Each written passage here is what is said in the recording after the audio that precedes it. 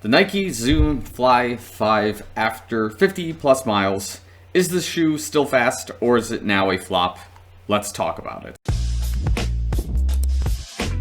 So before we get into it, make sure you like the video, subscribe to the channel if you're already subscribed watching this content. Thanks so much, love you guys a lot. Make sure you follow me on like Instagram, Strava, all sorts of other social medias available for updates for racing and all sorts of other things. So without further ado, let us begin. I will leave the specs of the shoe right up here and I will showcase what the outsoles and the bottoms of the shoe look like at this point. So just the public disclaimer, the weather is not too bad right now in Chicago, land area, I guess.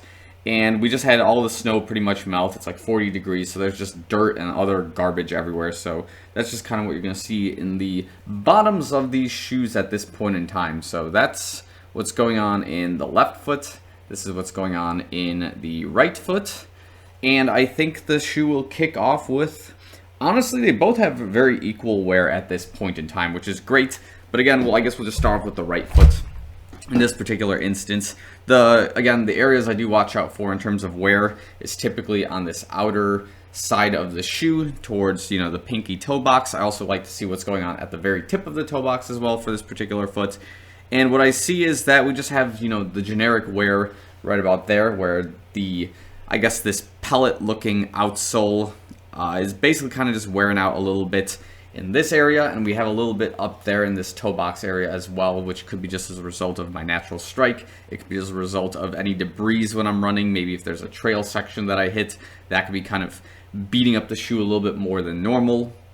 And we'll probably also see that we have like this faded out type of design here on the outside of the shoe as well, pretty much all over the rubber pad. That doesn't seem to be taking a massive hit anywhere else on the shoe. Maybe slightly in this area there could be a little bit of shred, but that's also kind of a design just to have it look sharp in the middle and then kind of have this like faded blur on the outside. Heels seem to be okay. The one area that I am also monitoring right now is the central, I guess there's like this plastic covering on the recycled styrofoam on this shoe. And what's happening is this doesn't look nearly as bad as it was before, but like I said, with this weather right now, it catches, there's a lot of dirt when you're running around and a lot of a mess going on. So it catches a lot of dirt and all sorts of other debris and muck in this central piece of the shoe. And I know this is a design thing just to kind of showcase the bottom, but if it is catching all this other stuff and you're a midfoot striker, there is a potential that this middle section of the shoe can catch a lot of debris and basically just kind of well up. And that could affect stability and maybe grab on the ground over time. Not totally a major issue for me if I'm doing more forefoot, midfoot striking in this range, but just something to consider that, this area will get dirty fairly quick and fairly often. Now, the only thing really to report at this point in time with this shoe, especially with my left foot in particular, I'll just kind of give you an update of some of the things I noticed. So one, I was experiencing plantar fasciitis symptoms basically this entire last week of running. And I wasn't sure if it's because I gained a little bit of weight for my off season in terms of some muscle, maybe just some generic fat. Hard to say exactly what is the main culprit, if it's a blend of both.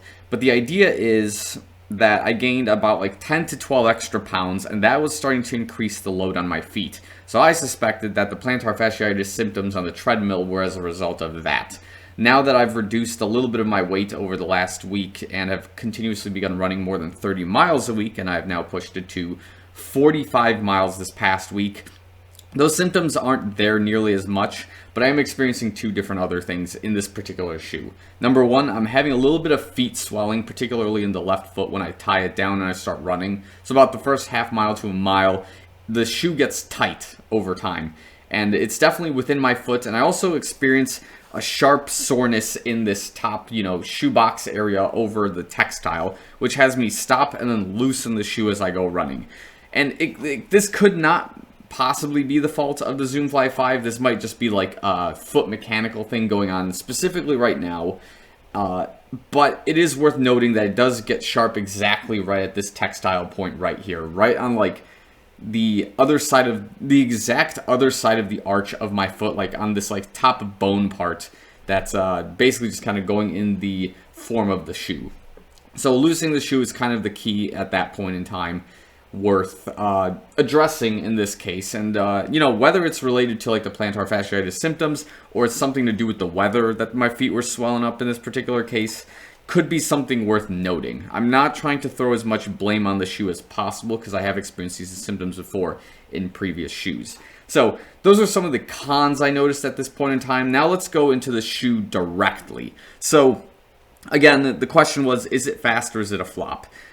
The shoe is doing, I think, exactly what it's supposed to do at this point in time, which is to give you that everyday tempo trainer kind of vibe. And if you want to give it, you know, that everyday daily trainer mode, I think the shoe will do it just fine. The one caveat, of course, to note is that because there is a carbon plate or a nylon plate in this shoe, depending on what kind of model you buy, what happens is the shoe is quite stiff. And even with the ZoomX foam, which is supposed to be, you know, very soft, less stable compound with this carbon plate, it still experiences a little bit of stiffness just because of the weight of the shoe, the way the foam is built overall in this particular case to resemble more of like the ZoomX Invincible and whatnot.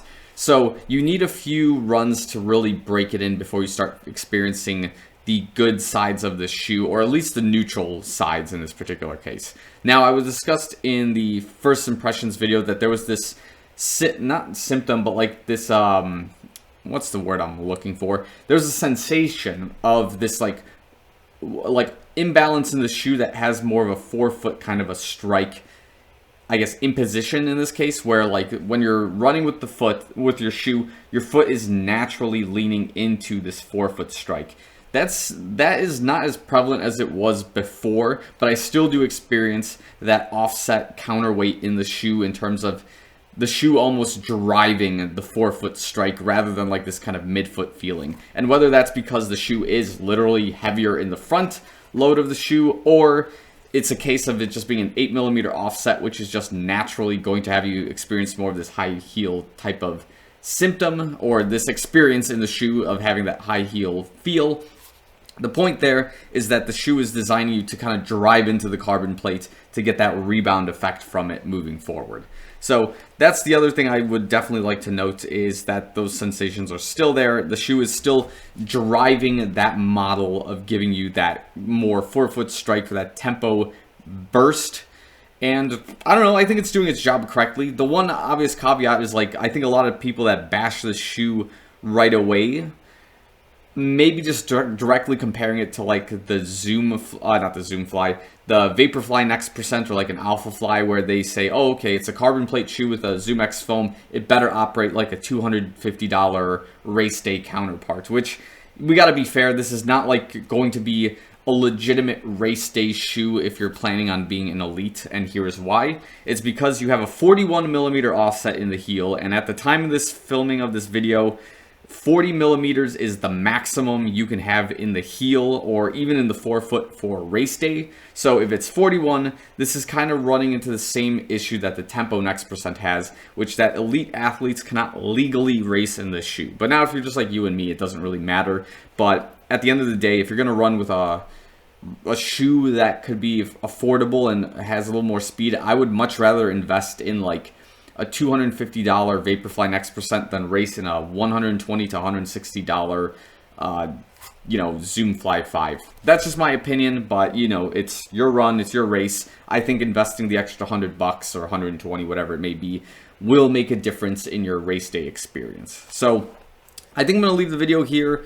At 50 plus miles, nothing major to report from it at this point, other than kind of what I've addressed, that there's some like weird pain points and some odd sensations that have been confirmed through additional experience with running in the shoe. But I think at 100 plus miles, we're going to start experiencing the crazy symptoms that may be coming along with the degrading of the shoe's profile, the outsole wear and things like that.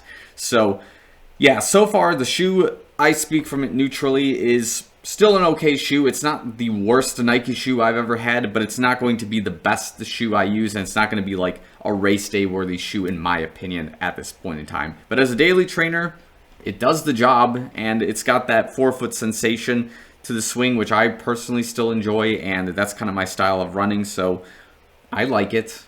at this point in time, of course. So we'll see what happens at 100 plus miles and moving forward. So again, thanks for watching this video. I'll see you guys in the next one.